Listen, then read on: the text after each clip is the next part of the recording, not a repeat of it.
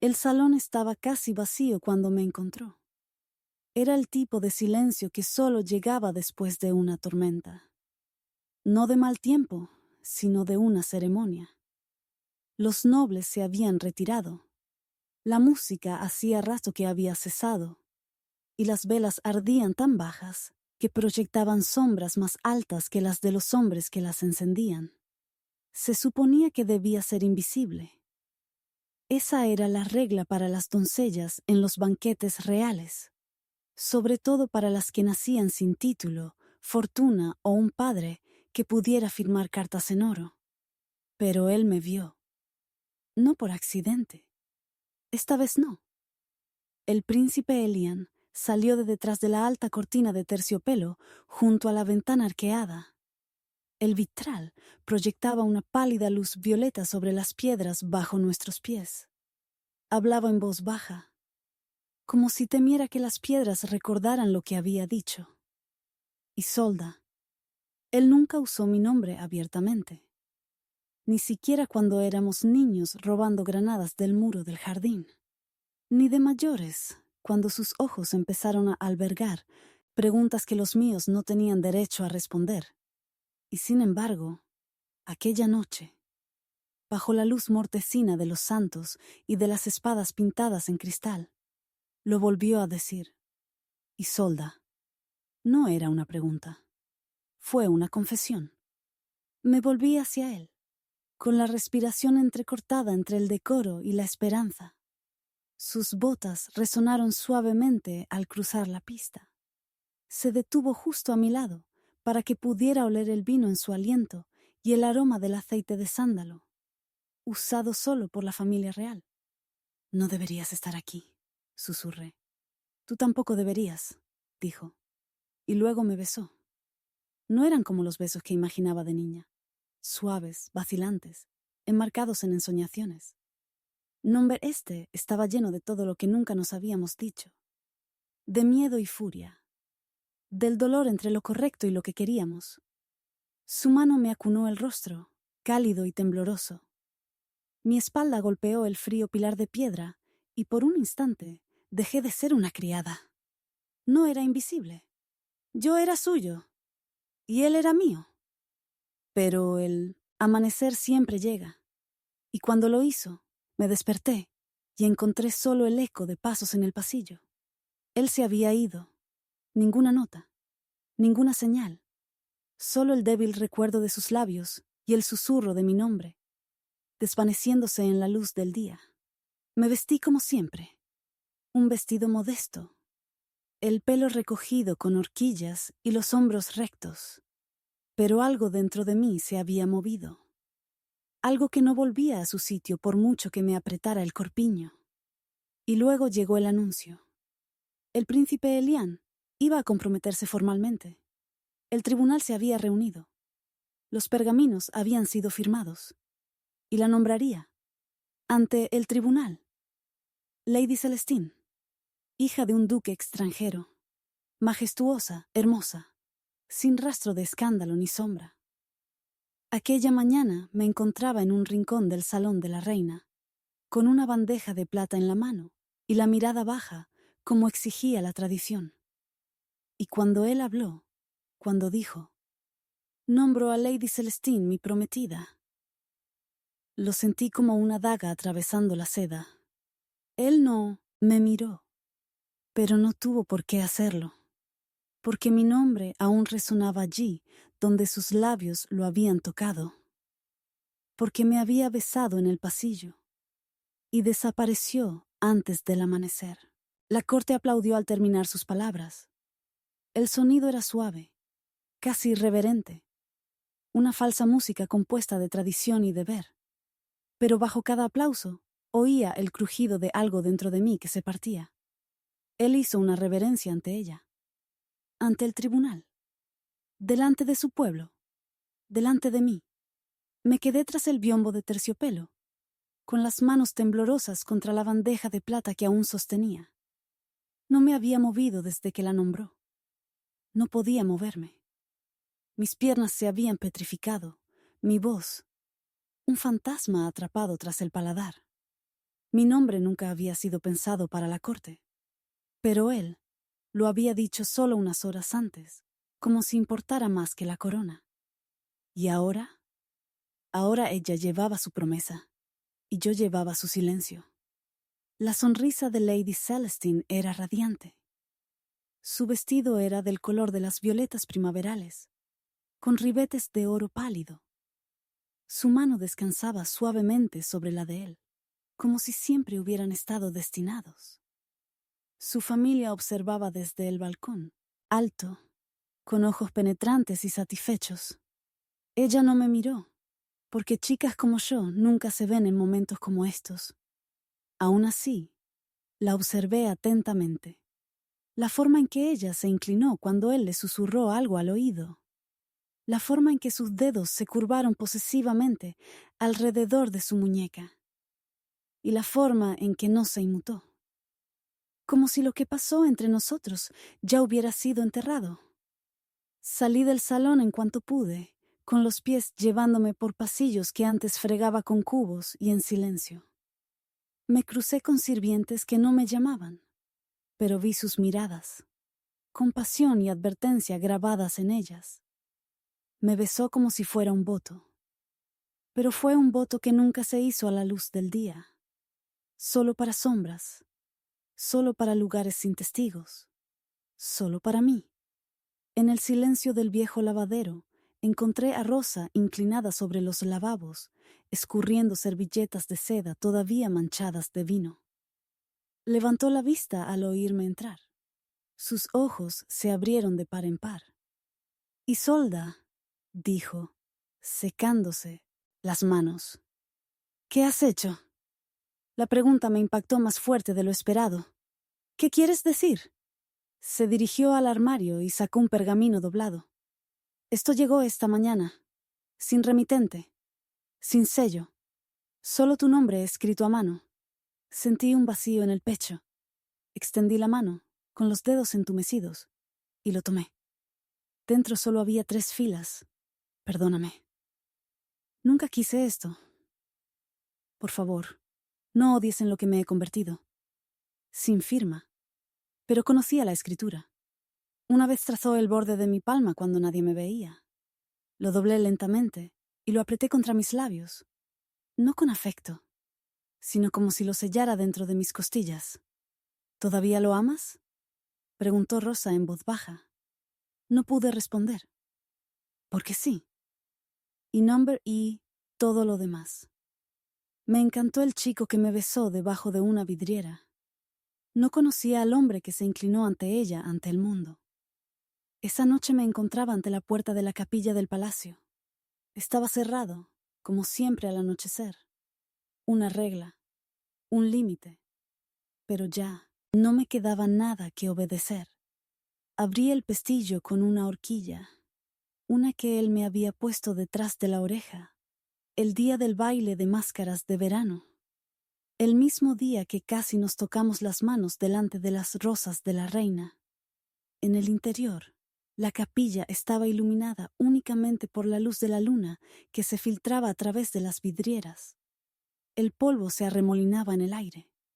El aroma a incienso añejo se aferraba a la piedra. Y lloré.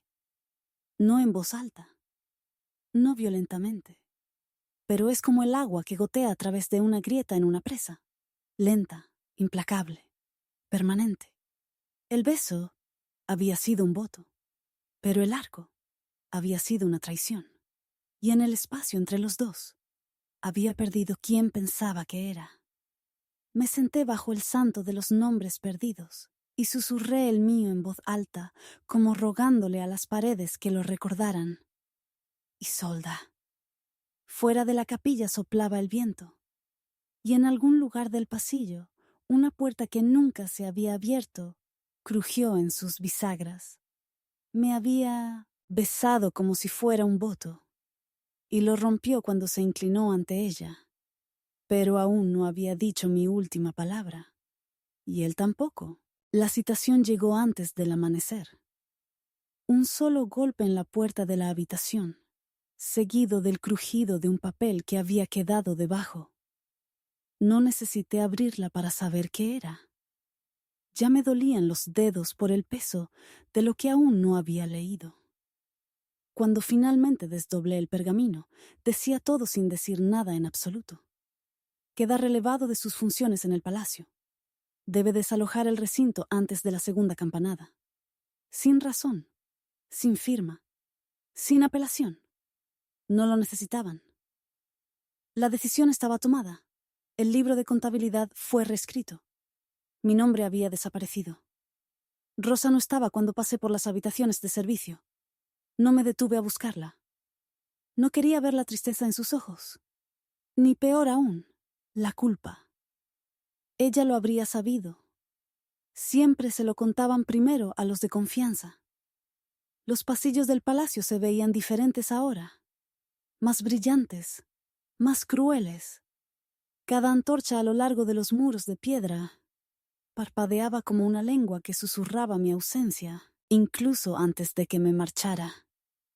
Nadie me detuvo al pasar por la puerta oeste. Ni siquiera los guardias que antes asentían en silencio mientras llevaba bandejas por el ala del trono. Ahora, sus ojos me recorrían como si ya me hubieran olvidado. Fuera de los muros del palacio, el camino hacia las provincias exteriores serpenteaba entre los acantilados. La niebla se aferraba al camino como un velo, y el viento tiraba de mis faldas como si me impulsara a ir más rápido, a desaparecer antes de que la verdad me alcanzara. Habían borrado mi nombre del libro de cuentas, y con él, cada hilo que me había unido al muchacho, que una vez lo susurró bajo una vidriera. Llegué a la posada al anochecer. Era un pequeño lugar, escondido en las colinas del pueblo, regentado por una mujer que no pedía historias, solo dinero. Le di lo último que Rosa había guardado en el dobladillo de mi delantal, y me dio una habitación sin llave y una cama sin memoria. Pero no dormí, porque la memoria viajó conmigo. Esa noche encontré nuevamente la carta escondida, el que me había enviado a través de Rosa, el que me dije que quemaría. Perdóname. Nunca quise esto. Por favor, no odies en lo que me he convertido. Las palabras ahora me perseguían, no porque fueran vacías, sino porque creía que las decía en serio. Y la creencia era la forma más peligrosa del amor. Caminé hasta el borde del acantilado, detrás de la posada, donde el mar se rompía al ritmo de mis pensamientos. En mi mano sostenía la carta. En mi mente oí su voz, la misma que se había quebrado cuando pronunció mi nombre en secreto. Y luego, en el viento, oí algo más. Ritmos principales. Un jinete. Rápido. Urgente. Retrocedí entre las sombras mientras el jinete desmontaba, le entregó una carta al posadero y desapareció en la niebla.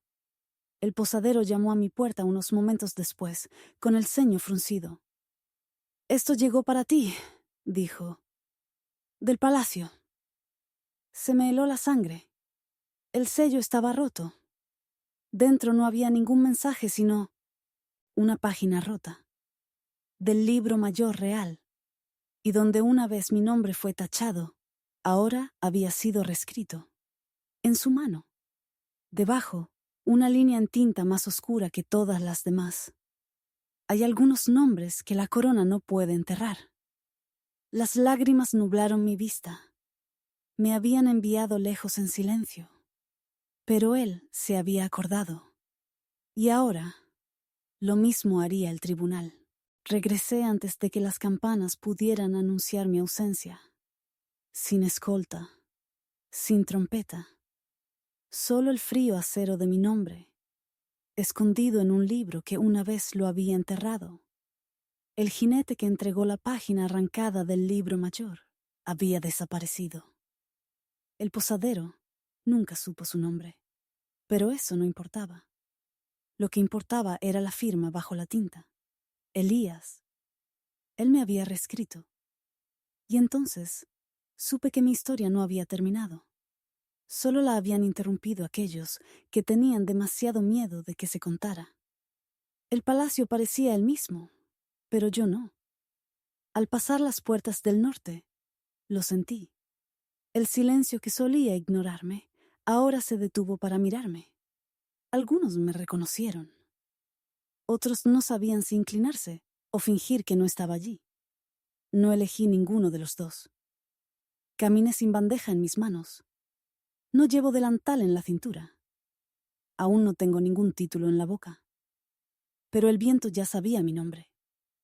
Las piedras que una vez fregué zumbaban con el recuerdo. Y el pasillo, aún conservaba su aroma.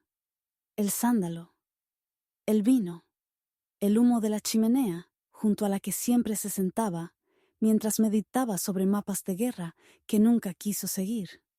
Me quedé en el mismo lugar donde él me besó, debajo del vitral, todavía roto en la esquina inferior por una tormenta de hacía mucho tiempo. Y justo más allá del arco, la oí. Celestina. Reír. El sonido era brillante y elegante. Flotaba en el aire como un perfume. Y era penetrante. No porque fuera cruel, sino porque tenía confianza. La confianza de quien creía que ya había ganado. Yo no huí. Me quedé quieto, dejando que la risa volviera a cubrir las paredes, a resonar en el mármol, dejando que llenara el espacio que solía ser mío, no oficialmente, no públicamente, pero sí profundamente. Un guardia me vio entonces. Dudó. Mi señora. No la esperaban. Nadie lo sabe nunca, respondí. ¿Está en la sala de guerra? El guardia asintió. Con ella. Por supuesto. Me alejé. No hacia ellos. Todavía no. En lugar de eso, regresé a la capilla. Aquel en el que había entrado. Aquel en el que susurré mi nombre debajo de los santos. Esta vez no me escabullí. Esta vez la puerta se abrió para mí. Y en el altar esperaba Rosa. Ella fue quien susurró mi nombre por primera vez cuando llegué siendo niña. Ella fue quien cosió mi nombre en el borde del silencio. Ahora ella me miró con lágrimas. Nunca dejé de decirlo, susurró.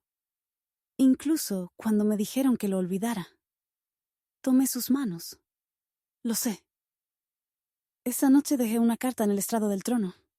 No para la reina, no para la corte. Para él, sin saludo, sin final. Solo esto.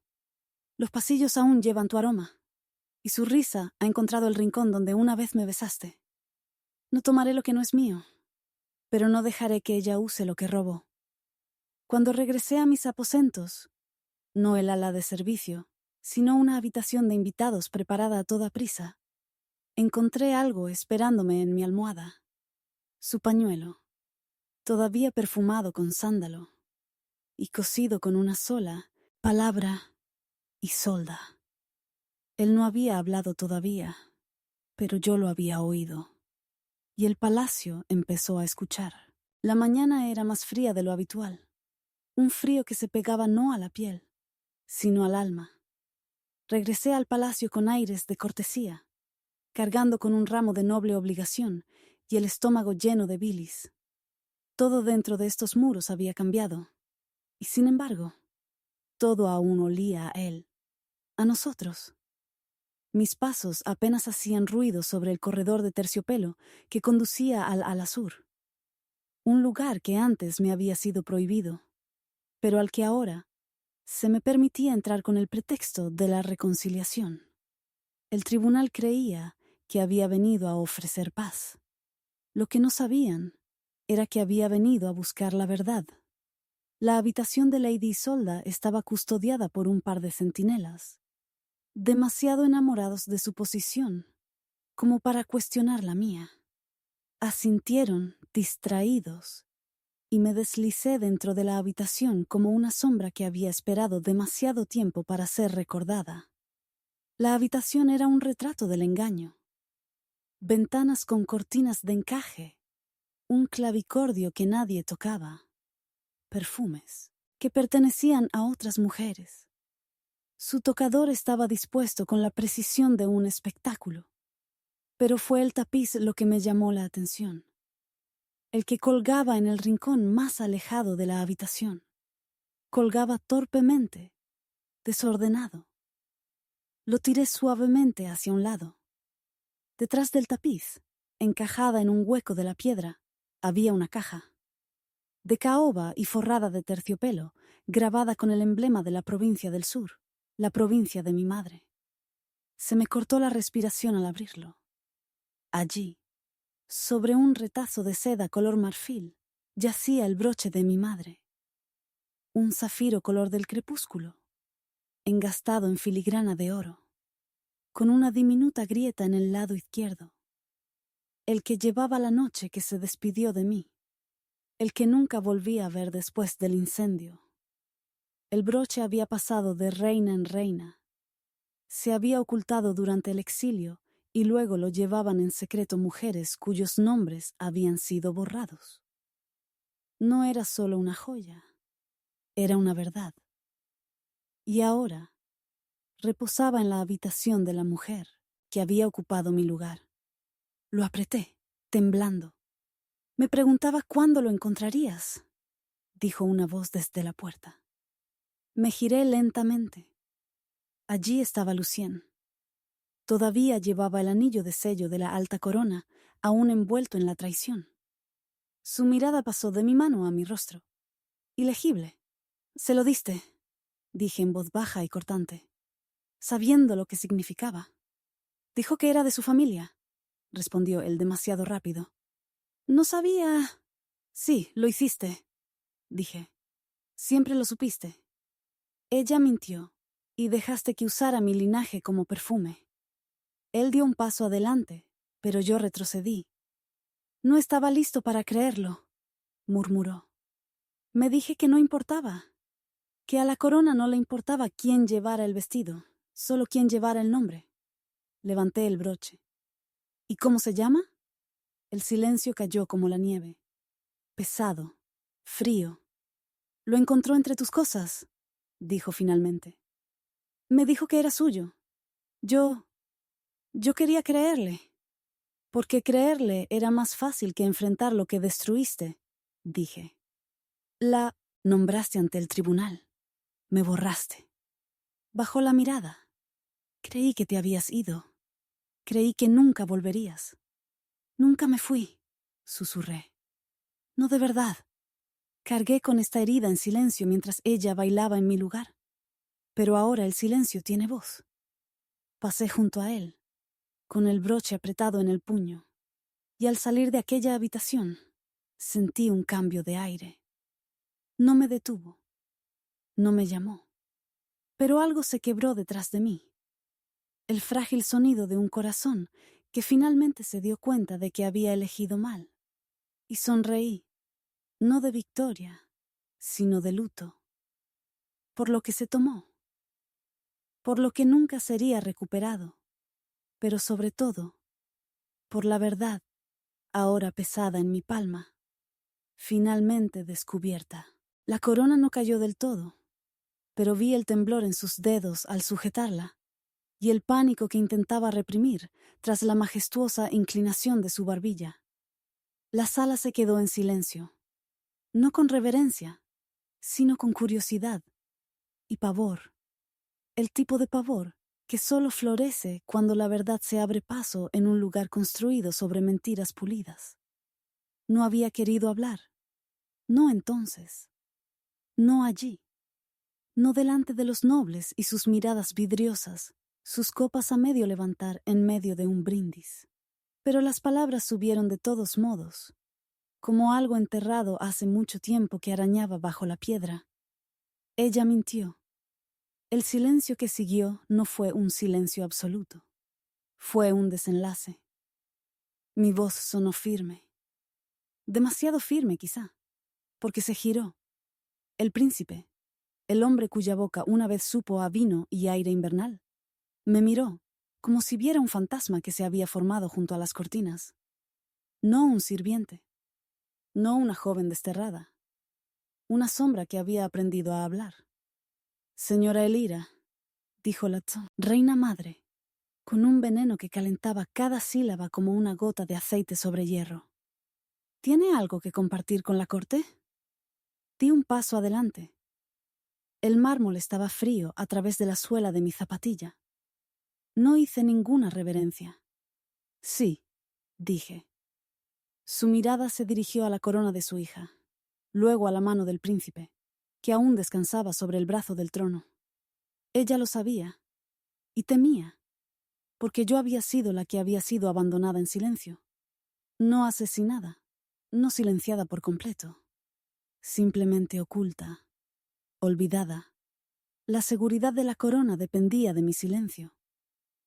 «Te dijo que era de la familia Rosa», dije, señalando con la cabeza a la mujer que ahora ocupaba el lugar que me correspondía. «Pero el broche que lleva, pregúntale dónde lo encontró. Pregúntale por qué lleva el escudo de mi madre». Los susurros se elevaron como el viento entre las columnas. La joven, Isolda, tocó el broche que llevaba en el cuello, dorado y carmesí intenso, con la forma de una rosa prensada en el fuego. Su mano tembló. Su mirada se posó en la reina madre, luego en el príncipe. Él no la miró. «No significa nada», susurró. «Una baratija». «Estaba sellado en la habitación de mi madre», interrumpí, mi voz cortándole la voz como la lluvia sobre una vidriera. «Oculto tras una cortina, bajo un panel falso.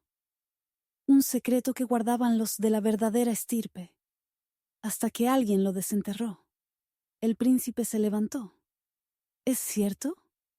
Su voz era baja, peligrosa como lo es el acero frío, pulido y definitivo.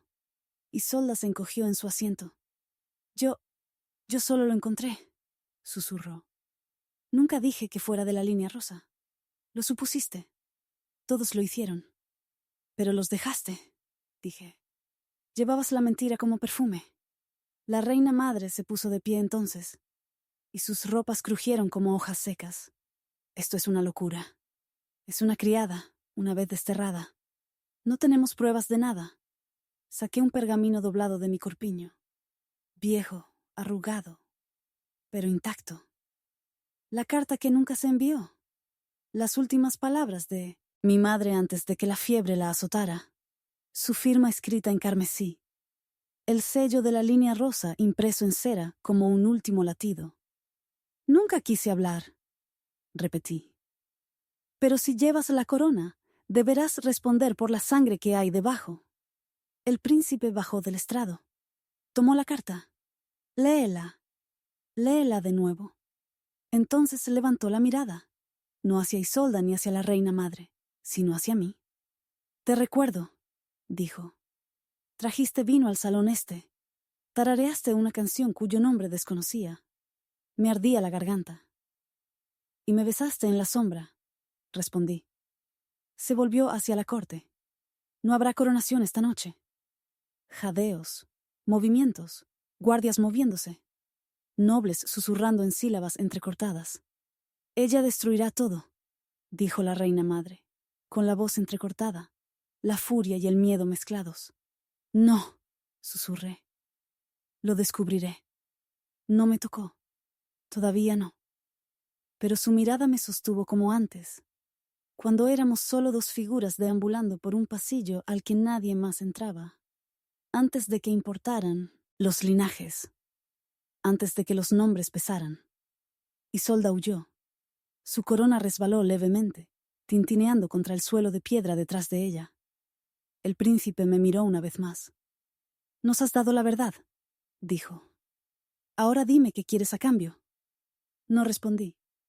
Aún no, porque la noche estaba lejos de terminar, y algunas verdades, una vez dichas, son solo el comienzo.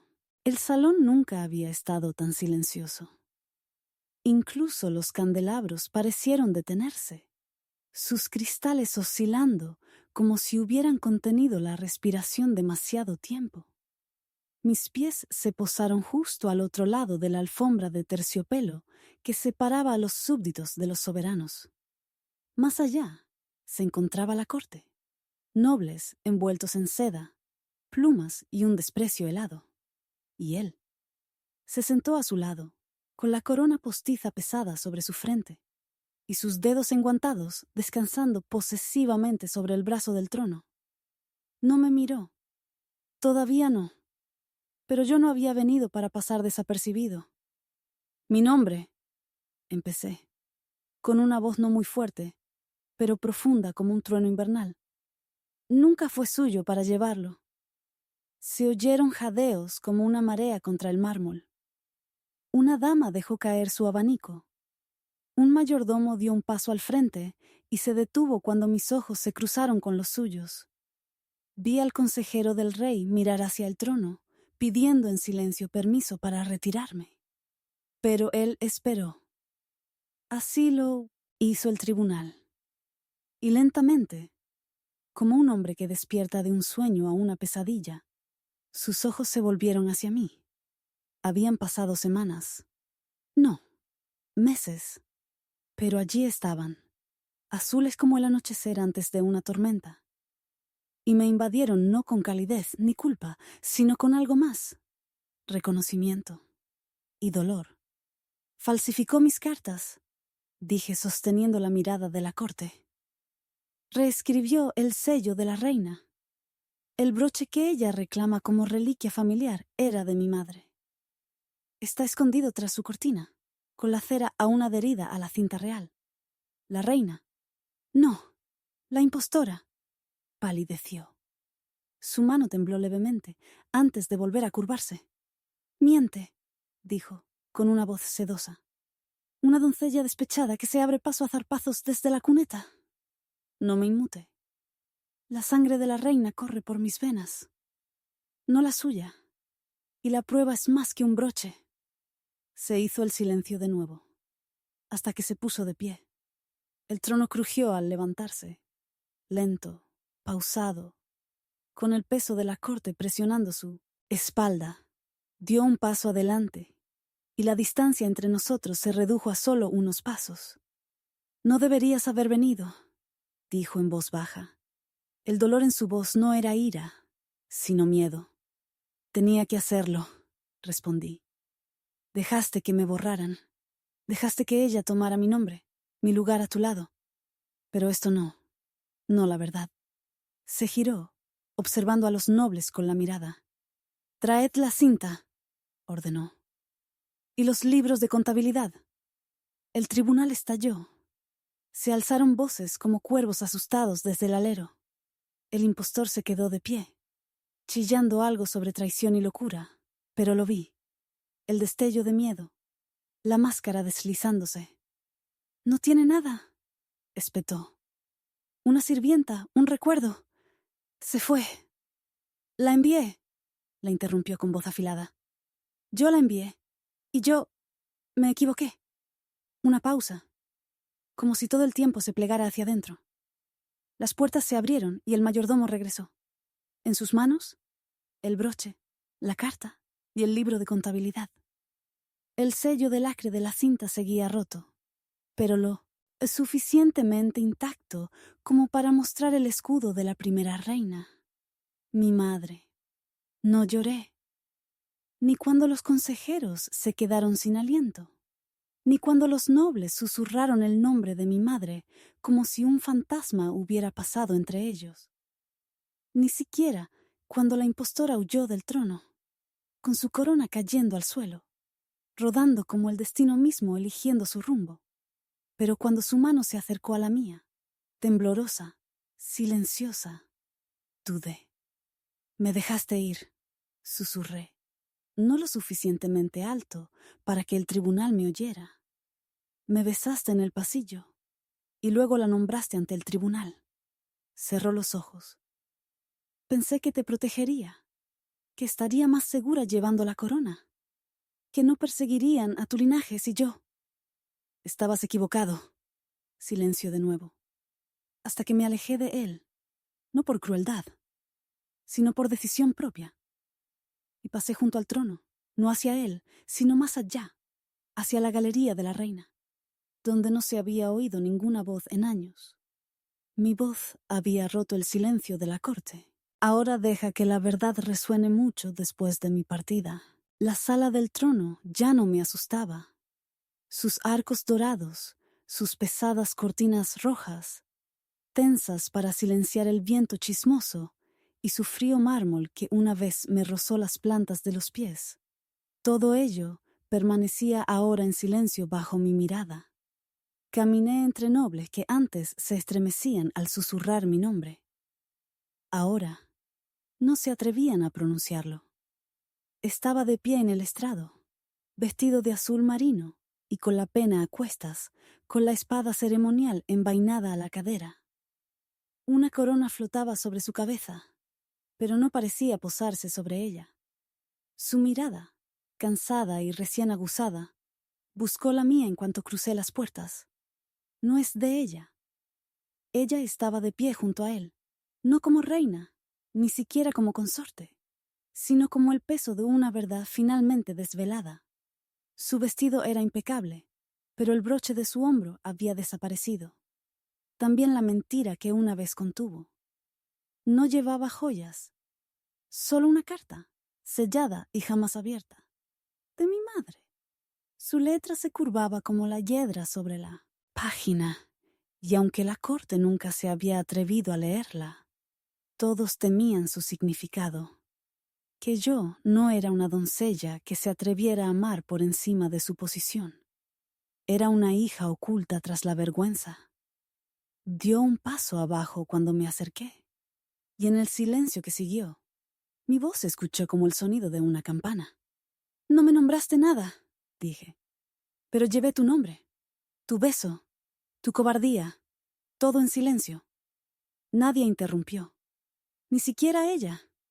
Y sin embargo, no volví por venganza, ni por la corona, ni por reclamos. Vine por la verdad que temías, por el juramento que me hiciste y dejaste que se pudriera. Él tragó saliva. Su mano se levantó y luego cayó. Lo sé, dijo, y me lo merezco todo. El tribunal lo escuchó mientras bajaba las escaleras. No hacia ella, sino hacia mí. Se detuvo a un paso de distancia, con los dedos temblorosos a los costados. ¿Lo leerás?, preguntó, señalando con la cabeza la carta que sostenía. Negué con la cabeza. Number. Lo escribió para el silencio, no para el espectáculo. Doblé la carta y la guardé en el corpiño de mi vestido. Luego, mirando a la asamblea, dije con claridad: dio a luz una hija con sangre real. Enterraron su nombre. Lo llevé en el exilio, pero ahora lo dejo atrás. La tensión en la sala se doblaba como una espada a punto de romperse. No estoy aquí para ser tu reina, le susurré. Estoy aquí para enterrar lo que rompiste. Y entonces, con todos los ojos mirándome, me alejé de él. Cada paso hacia la puerta resonaba más fuerte que las trompetas de mi desgracia. Y al llegar al umbral, los nobles hicieron una reverencia. No por deber, sino por algo más grave. Respeto. O quizás arrepentimiento. El salón, antes frío, ahora ardía con cada recuerdo. Mis dedos rozaron el arco de piedra una última vez. El lugar donde él me había besado, donde había desaparecido antes del amanecer, donde ella había estado con su nombre en los labios. Y sin embargo, era yo quien ahora cargaba con el silencio. Y ellos, todos, se inclinaron ante él. Afuera, el viento ya no susurraba sobre la vergüenza. Cantaba sobre una mujer que entró sin nombre y los dejó en silencio.